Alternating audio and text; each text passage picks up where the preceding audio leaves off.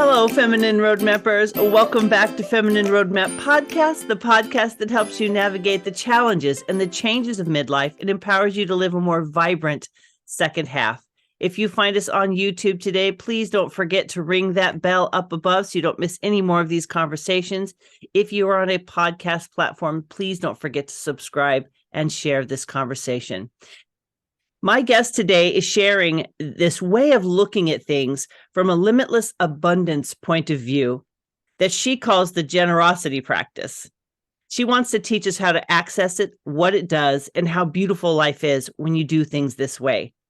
My guest today is Christina Frei. She's a marketer, a TEDx speaker, and the author of the Generosity Practice book, 40 Days to Unstoppable. Christina, thank you so much for being on the show today. Thanks, Gina. Great to be here. I would love to have you share a little bit about why this topic of generosity.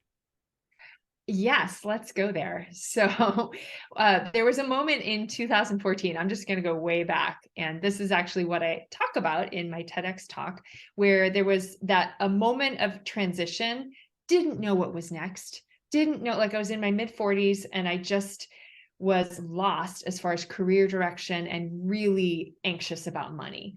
And I don't know about you, but when I get anxious about money, I just stop sleeping and it really is bad for my entire health. And like, it's not good. And something in me at that moment said, no, we're not going to go down the anxiety path. Let's try something else. So I played a game. I was on an airplane coming back from Southern California, no less. And I asked myself the following question, like, if I didn't have to worry about money, I had all the money in the world, what would I give to everyone, to life, to the people around me on the airplane? Like if there was absolutely no limits. And this is just something I've been playing with for years, but I hadn't really formalized it or really used it when I really needed it, that like I did right then. And here's what I noticed. As soon as I started to imagine different things that I could give, it stopped all of the anxiety faster than anything maybe that I can remember, other than having like somebody do work on me, like a chiropractor or something like that. So I would imagine giving out really sweet things like cupcakes and puppies. I would imagine giving out really needed things like, here's a contractor to help you with your house, right? And then other things that made absolutely no sense to me. And every time I did it, I was listening to something in myself, like, what do I really, really want to offer? I needed to get honest about that. So, and every single time I did, and I offered it out in my mind's eye, I would just keep getting calmer and calmer and calmer until I just realized I don't need to freak out about money. I actually know who I need to call. Like, when you just get really aligned with something in yourself and you just realize like some wisdom can finally drop through.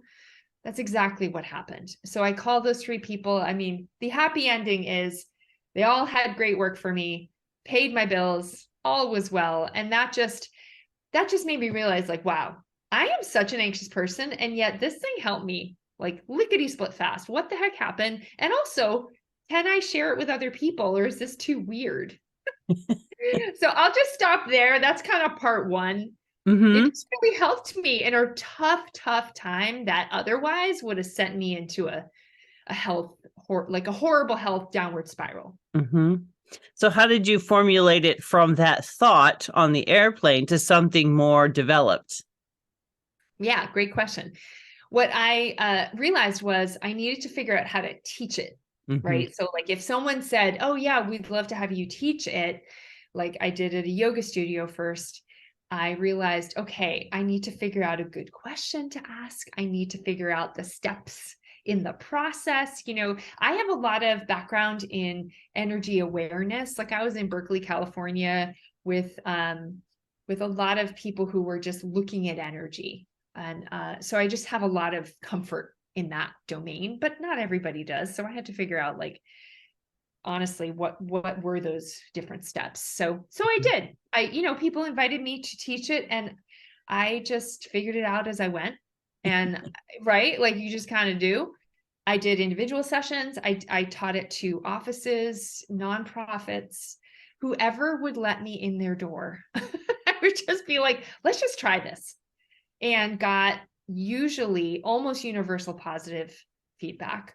And kind of the icing on the cake was I did a field study with 40 people in 5 countries doing it, where it was way more formalized. Like I had to do a video training, and I had to do, like an email series of, here's what you need to do today. Here's level 2, here's level 3. Like I got that, fancy about it. They all sent me feedback about what they experienced and how they used it. And that has helped me really get good at teaching it today, because now I know what people need. What is the generosity practice exactly? Okay, 3 things. 1 is you visualize yourself at a place that you feel connected to all of life. Okay, everyone's is different. It could be as simple as like, okay, I just think of the blue sky. Or it could be, your place, right? Top of a mountain, holding a baby in your arms. Some people, it's like a New York City subway. I don't judge. Anyway, so you go there, you feel connected to everyone, and then you ask this question: what feels good to offer to life today? I'm going to say it again. What feels good to offer to life? Did you notice that there's the word good, like feeling good? I'm not asking people to be a martyr. You can actually enjoy this gift. So what feels good to offer to life today? That's step 2 or piece 2. And then the last bit is when you get that gift, because it'll kind of download, right? That's sort of the deeper level of practice. Like if you've done meditation or intuitive work, I'm sure you're aware that like once all the noise quiets down, all the good stuff can come in. Like, so that's going to happen. And then you get to decide, the third bit of it is, how do you want to offer it? Like you could just kind of see yourself, because it's fun. It's fun to, if you have a pile of puppies today, how are you going to just like let them run through the streets? Are you going to have like storks grab them and plop them on people? Like you can get very creative and have fun with that. Or you could just be straightforward. And some people would put them on a little boat in a river and let them float away. Like, yeah. Those are the 3 bits. And what is the benefit of this generosity practice? What is the desired outcome, I suppose? Okay, what I just described to you is kind of sneak attack awesome. And what I mean by that is it's so simple. It's like, what would I like to give? I'll give away, a chocolate cake. I'll give away, like we all always have an answer to that question. But here's what's going on when you do that. Number 1, you have to kind of be self-honest. I'm not asking you to be a nice person. I'm just asking you to be honest about like what actually would feel good to give out. So there's that bit. Which then builds self-trust. A lot of people that I work with have tough times making decisions. So like, let's say you're asking that question, you're closing your eyes and you're like, all right, what's it going to be today? Is it going to be, it can be something like world peace. It could be, right? I mean, there's no limits here. It could be something like, I'm paying off everyone's mortgage. I'm going to pay their student loan. You can go that direction. And a lot of times it's really like you making a choice as to the one gift a day. That's hard sometimes. We're in a world where there's like 50,000 options for every single thing. And so you landing on the one, that's a skill set. So people come to me and say, I'm better at making decisions and I'm better at trusting my own decisions. And not only that, I also trust my read on people, because that's the other thing that gets heightened is your own intuitive knowing, because you're constantly listening for another truth to come through, right? Like that's a skill set. And then when you're really on fire about your gift, like let's say it feels like a true blessing, if people say no to you out in your regular life, the rejection doesn't hurt as much because you're tapped into something that's like, it's a bigger game. It's like a flow of life that is just, beneficial to you and everyone around you. Like, if you're in that mode, do you really care that the guy said no to you? Probably not as much, right? So I could go on. I have counted 21 results that happen from this simple practice, but those are just a few. So it sounds like the generosity practice is more of an internal shift in the way that we choose to engage with ourselves, our life, and other people. Is that correct? It is. And when you say that, Gina, what I'm aware of is what's the opposite of somebody who does the generosity practice? I will paint that picture for you. It's someone who doesn't quite trust their purpose in life. And so they kind of flop around and like, let's try this over here. And let me be nice over here. And let me try to do good over here. And I'm just kind of all over the place. And I don't trust anything, including myself. And suddenly, bring in the generosity practice. Now you're like, I'm making these choices. This is my higher truth. This is what matters to me. Like people have actually told me that it's helped them with time management because of that. It's like, oh, I know what's the most important thing today. It's training for that. Very interesting. So when you think about being generous, or does it encompasses, it sounds like what you're saying is every day you're waking up and you're saying, what can I give out into the world today? Yeah. What feels good to offer to life today? It's pretty much, I invite people to try it for 10 minutes a day. And here's why, because it seems like, well, I could just answer that in 30 seconds. But here's the thing. When you step into the unknown where you're like hanging out with that question and you don't know the answer, that courage I find is rewarded, where you're just like, you're stepping up to the, I don't know, like to your own inner limitations and you're allowing something to break through. Right. And that takes time. So 10 minutes is what I recommend. It seems to me that the limiting beliefs that we have, the stories that we carry, would be where the wrestling match would begin with this practice. Oh, heck yeah.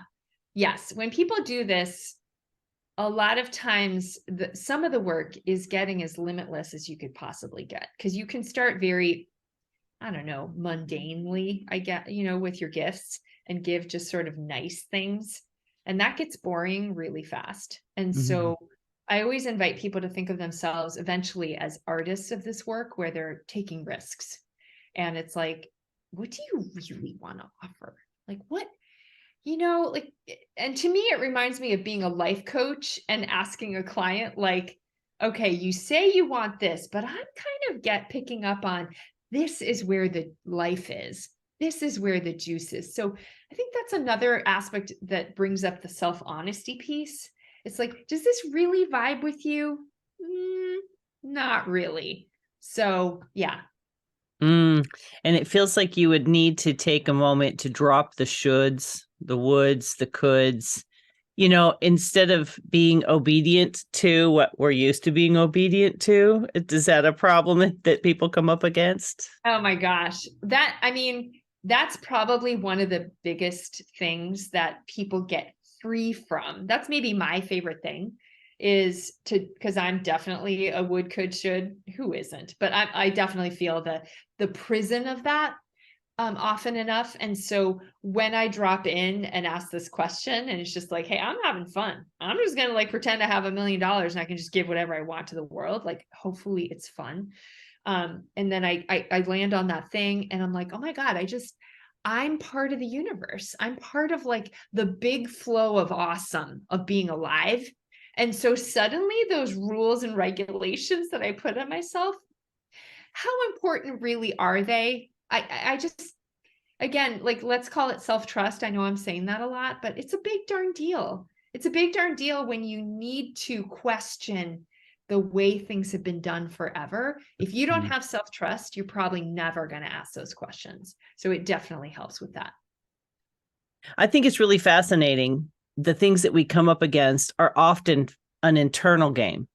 It's easy to think that it's out there, it's someone, it's the job, it's the thing, it's whatever. And it's really a lot of the times just how we're framing it, right? How our internal game is coloring the way that we experience things. So I think if this practice that you're talking about, this generosity practice, is hitting right at the core of where that alignment piece or that being out of alignment piece seems to happen. It's where what's happening inside of our minds on a regular basis. And I'm thinking that a lot of people are not as aware. So you're really calling them very quickly to the thing that most people don't even realize is going on, which is that internal dialogue. Oh yeah. I mean, and again, hopefully I'm going to come back to the F word, fun, which is like, when you're not aware of your own internal dialogue, it can get really scary to suddenly become aware of it. It's like, oh my God, I have such an a-hole talking to me. What is happening? Mm-hmm. And so I think fun, but also spaciousness and compassion that you would get from working with somebody, just all that is necessary to navigate the cruelty of some of those voices, Mm-hmm. right? Mm-hmm. It's also embarrassing. It's like, is that really my voice saying those things? We would hopefully never say the things to other people that we say to ourselves. Hopefully. And so, hopefully. And if we do, maybe we need to have someone give us a good shakedown. But you use the word spaciousness, and I like that because there's a fullness to it.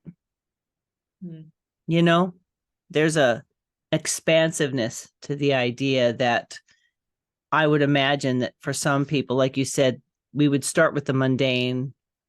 For some people, you would start with the things that you understand or comprehend that are within your knowledge, if you will. And it sounds like your generosity practice is inviting people to step beyond if I had $20, I would go have lunch here, and you're saying, well, no, if you had limitless, what would you do? And I think it seems like it would be an exercise in dreaming, an exercise in imagining possibility. Is that kind of where it's headed? I love that you said that. I don't often emphasize that, but yes, you're absolutely right. I think it's really easy to get stuck in the day-to-day, like, I just want a little, after I pay my electric bill, my rent, whatever, like, if I had a little more, I could help, the homeless guy at the end of the street. And it's like, well, what if you had $5 million right now? Like, what would you do with that? What would you do with that? Do we really think about that often? Probably not so much. And I think there's a really good chance that at the beginning, you wouldn't even know what you would do. That is absolutely the case. And I think that might be another little plug for doing something like this, because at least here it's sort of you're just trying stuff on. You're just like, taking it out for a spin. You can give out the lamest gifts you could possibly imagine. No one's going to judge you. And then they can get better and better and better. And the only person judging that is you. You're like the only impact of getting better is having more fun and feeling better about life and yourself. Yeah. And what you're actually saying is this is a mental exercise or a mental practice. It's not that you actually have $5 million. It's not that you're actually paying off people's mortgages and things. So because it is so different than the way we do things, can you help us understand how and why that helps us? Sure. So do you meditate, Gina? I do. Okay. So then, and I'm sure if you're listening to this, you probably meditate too, or do some kind of personal practice. What I notice about a lot of meditation practices is they are aimed at making sure that our own inner sort of alignment and sanctuary, whatever you want to call that, is in a really good place. And then we walk out the door and life punches us in the face. And we're like, man, I wish I could go back to my meditation or my yoga or whatever it is. And it's not always like that, but a lot of times it is. And so there's a separation between your state of being, which is fantastic, and then your actual life out in the world. And what I have noticed about this particular practice is it removes that separation, because now your happiness or whatever, like alignment, joy, high vibration, is completely in connection to how you're making people's lives better. Like, there's no separation, so that when you walk out the door, instead of having life punch you in the face, you're like, I can't wait to help people. I can't wait to be with people. I can't wait to like make a difference, because I already practiced that this morning. It feels really good. Even if you've been rejected, you failed, like all this stuff. This one's a really good one for perfectionists. You're like, just get on with your work. You're awesome. You already proved that you're awesome. So that is the difference that it makes, is that it just, instead of separating you and your happiness from the rest of your work and your life and the people around you, it connects it all. Mm. Does that answer your question? I think so. It's integrating ourselves. Yeah. Yeah. I call it integrating your personal sanctuary with your love of service, or your service to the world. I can hear people saying, but I'm not actually doing the service. So I'm trying to figure out how the imagining doing the service is creating that feeling of generosity. Sometimes the dots are not always in a straight line, meaning, when I first started, I got on that plane and I honestly gave out weird stuff like piles of dirt and like black tiles and things like that. I had no idea why, but it just felt really right to do it. Was I then going to go to the hardware store and buy a bunch of black tiles? Like, no. But what ended up happening was, it just connects you to and this is something that I will talk about, talk. And it's really hard to nail down with language, because it is a real experience. And I'm sure you've had this, Gina, a lot, which is you're in this like flow state. You're in a flow state where you finally get rid of your own worries about everything, worrying about the future, regretting the past, all that. And you're just like, something has the chance to come in that's like, oh, I need to call those 3 people. I know exactly what I need to do. So it almost like elevates the decisions you make out in the world. It elevates the way you connect with people. It elevates the kind of ideas you're going to have, so that you actually get out there and make a difference. Like, all these possibilities open up. It's kind of like asking, why do mindset work at all? Right? Like, yeah, you're not getting out there and feeding hungry children, but it would get you to a state that would help you do that for much longer periods of time, because you're sustained and you're connected to what you truly care about. I mean, I know are you with me? Does that all make sense? The way that I'm perceiving it is, when we do mindset work, which is a big part of what I do with my clients, when we shift what we see, not just with our eyes, but with our mind's eyes, and we challenge those belief systems, those long held stories that we have about people, ourselves, our capabilities, our lack of capabilities, the potential to even move beyond where we are. I mean, there's thousands, there's thousands of stories that we tell ourselves. There's things that we've carried our whole lives that someone said to us when we were young, and we think it's true. And so what I hear you saying is, we have these air quote truths in our mind that we repeat. Our brain just keeps those suckers alive, right? Our brain likes to get us on autopilot and keep us there. So you're basically saying you're jumping the autopilot, and you're kind of allowing some room to think outside of the story, to think outside of, and to allow the mindset to shift, is what I'm hearing. Yeah. And I just love that you're looking at it as a way to bust limits, because honestly, I've never really thought about it that way. I mean, I've been teaching this since 2015, and that's the first time I've heard it. Like, I know I say limitless abundance, but it's different from your own beliefs about yourself being busted, but it's absolutely true. Yeah, I love it. Yeah, because what we believe to be true is true because we believe it, but not because it's true. Yeah. Do you know what I mean? It's true because we say it's true. There's a lot of things that we believe. And so I feel like this generosity practice gives us an opportunity to see the potential for what we would and could do. Do you know what I mean? Like, it helps us dream a bit about our own potential in the world.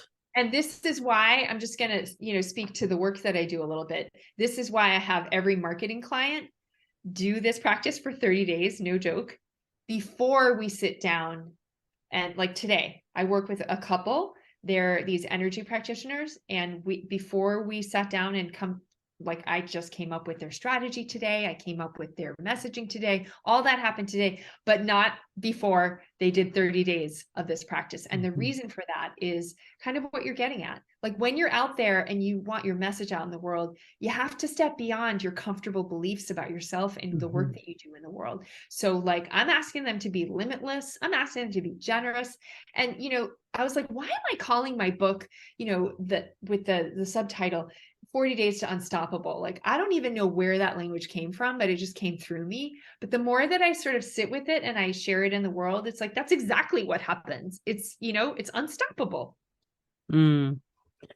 And I think some things have to be done to be understood. True. This is one of those things that's not quite as like step 1, do this, step 2, do that. And then this will absolutely happen in this order.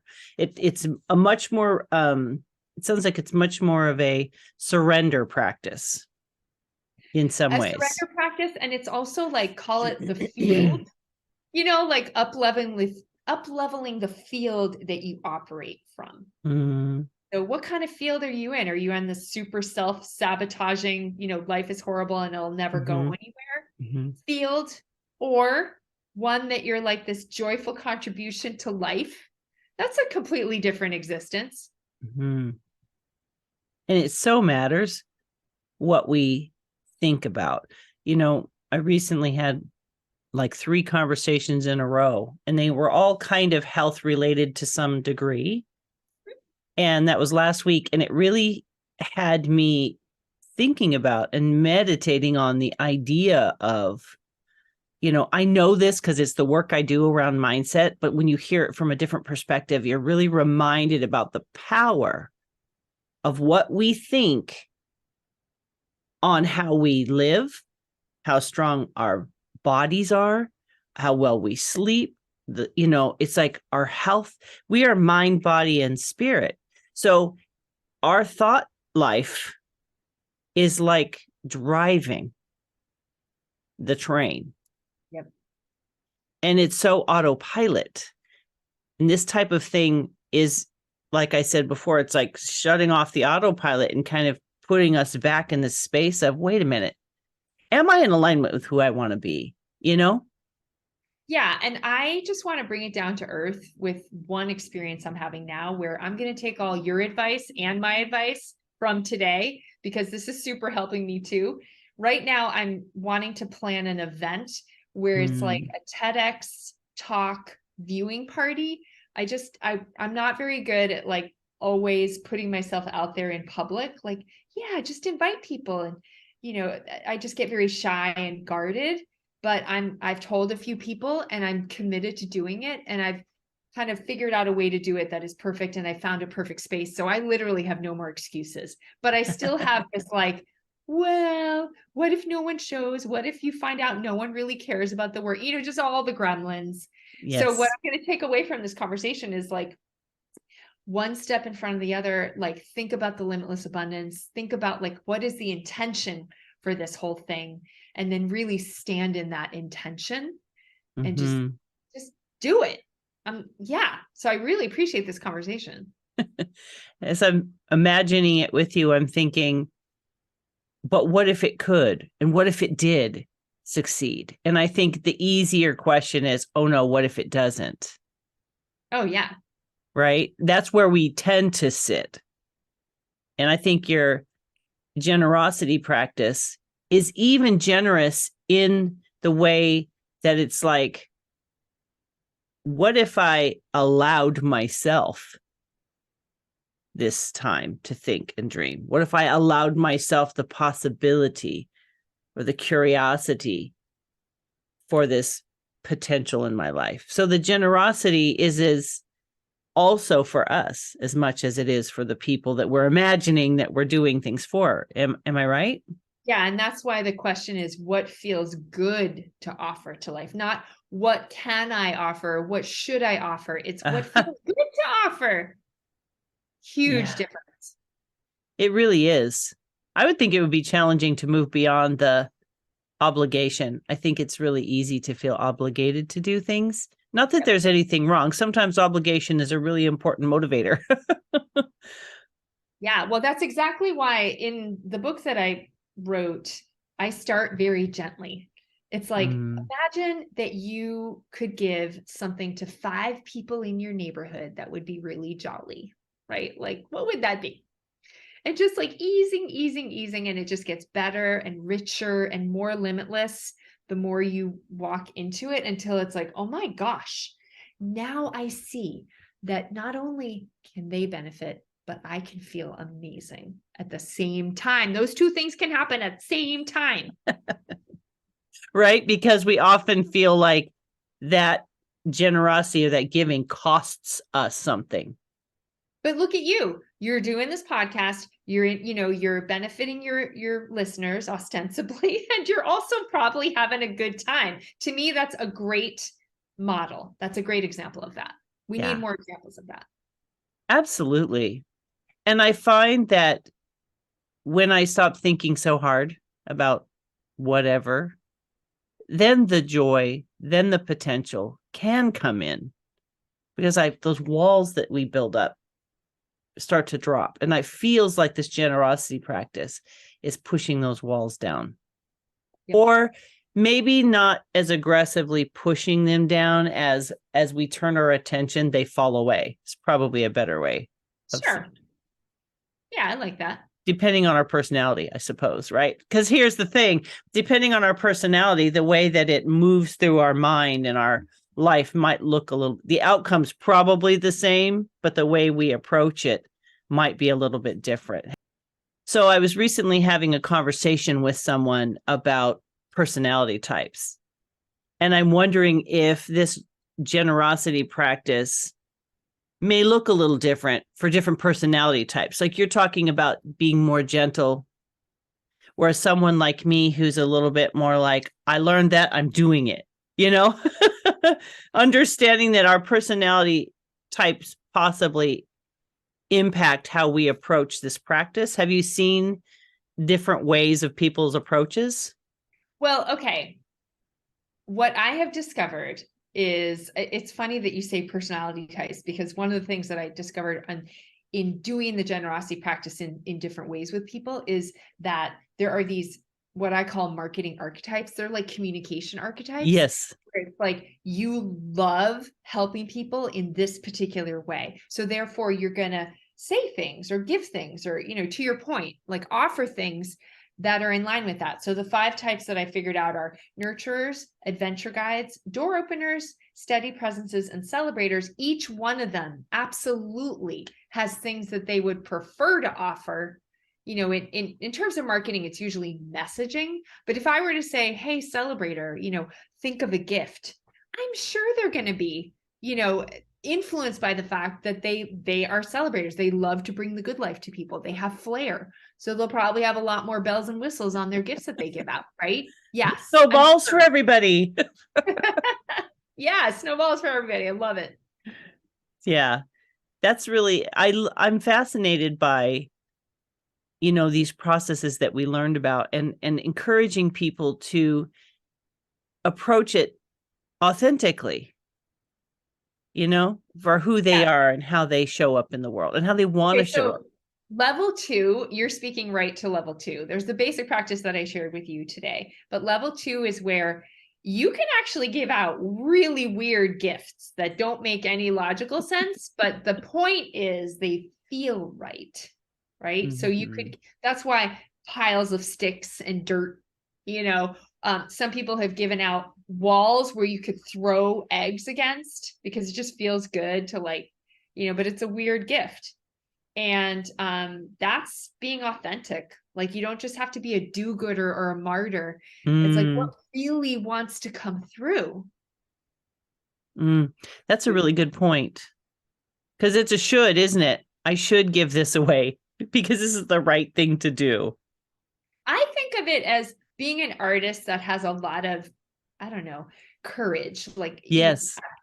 I think of Van Gogh every time because I'm like, that dude was not accepted in the society he lived in. And he just kept at it, like throwing his truth down on the canvas. And I mean, we're not all going to have happy, everything good happened after his death. And that's not always the case, but that's him taking risks. And it kind of paid off. And really, he was being true to himself. And there's a generosity to art, which that's not our topic today, but there is a generosity where art is a good example of what it means to pour yourself out, Well said. And so I think that removes the shoulds that I was saying. People probably start with, what should I do? Yeah. Instead of what could I do? What would I do? That little shift in the mindset. And the permission slip is, honey pie, you're giving out something great anyway. You might as well enjoy it. Like, you're being a good person anyway. Like, that's just a given here. Now you can stop worrying about that. I think it's such a great opportunity to dream. And I think a lot of us have lost sight with that. It seems like a small thing, but I think it really has a lot of power, this practice that you're talking about. Yeah. Well, hey, if you try it out, and I'm happy to send you a book, I would love to hear what you do with it. Yeah. Well, anybody.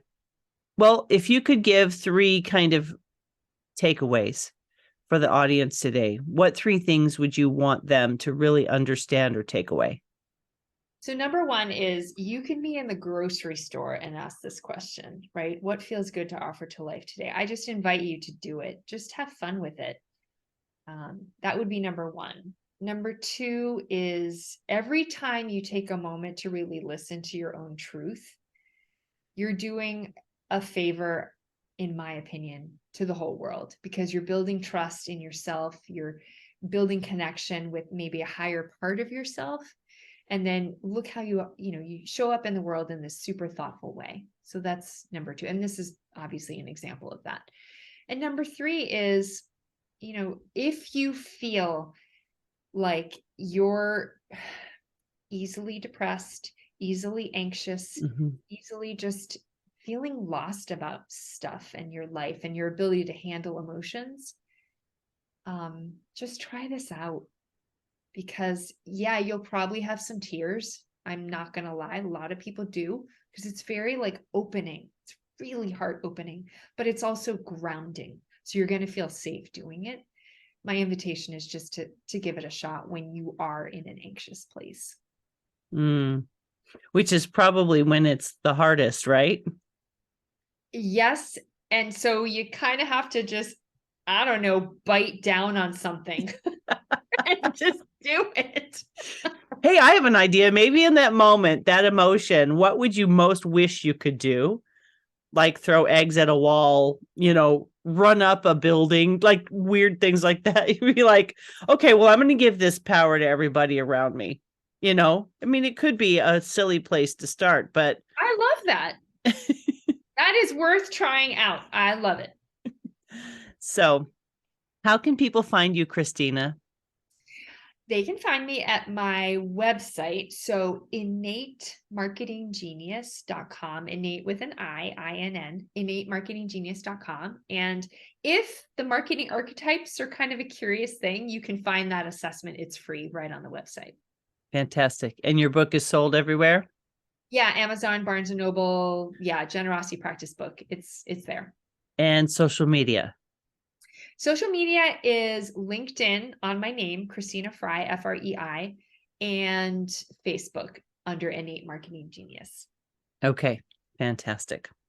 Well, Christina, I want to thank you so much for coming on the show today and sharing this generosity practice with my audience. And thank you for taking a simple experience of your own on an airplane in a moment of anxiety and developing it into something that is so beneficial and generous in itself to everyone that you are helping and the people who are going to hear this. I just think it's an incredible gift that you've offered to the world. So thank you so much.